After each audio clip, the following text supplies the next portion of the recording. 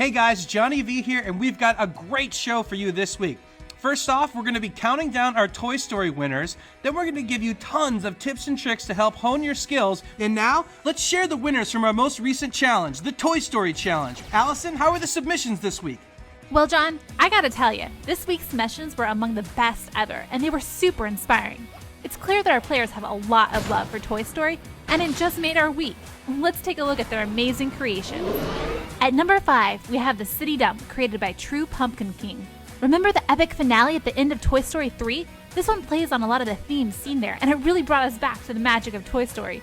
You have been thrown away by mistake and must escape the dump. That crafty bear Lotso's trickery is afoot, so watch out, or a fiery demise awaits you. Counting down to number 4, it's Saving Mr. Rex, created by Infinite Mickey. Oh man, this one was epic, and we mean that very literally. It is a huge and completely ambitious toy box. Battle your way through Zurgbox and help Rex escape from Zurg. Look out for 2 different secrets along the way.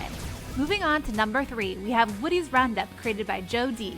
Get this toy box is a faithful recreation of the toy box from the Toy Story 3 video game. What's new? This time you can play with your own Disney Infinity characters. This was clearly a labor of love, and every detail was painstakingly recreated. Very nice job, Joe D. And here's number 2, Capture Zurg, created by Crazy by Nick.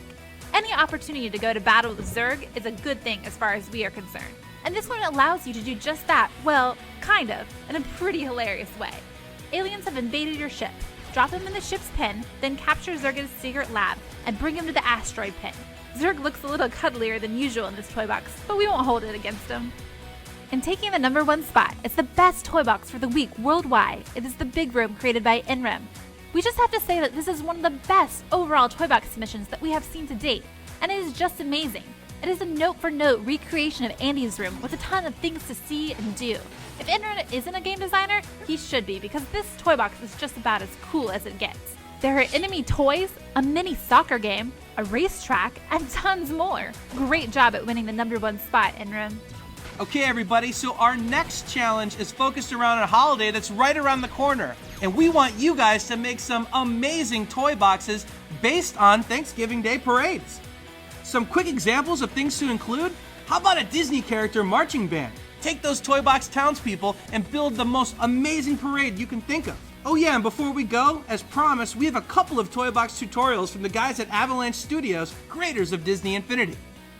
Welcome back, Disney Infinity gamers. Ryan here. Today I'm going to show you a new Toy Story inspired racetrack. It's called Toy Story Racer.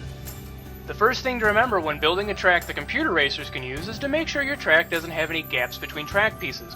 Otherwise, the computer won't recognize it as a raceful track.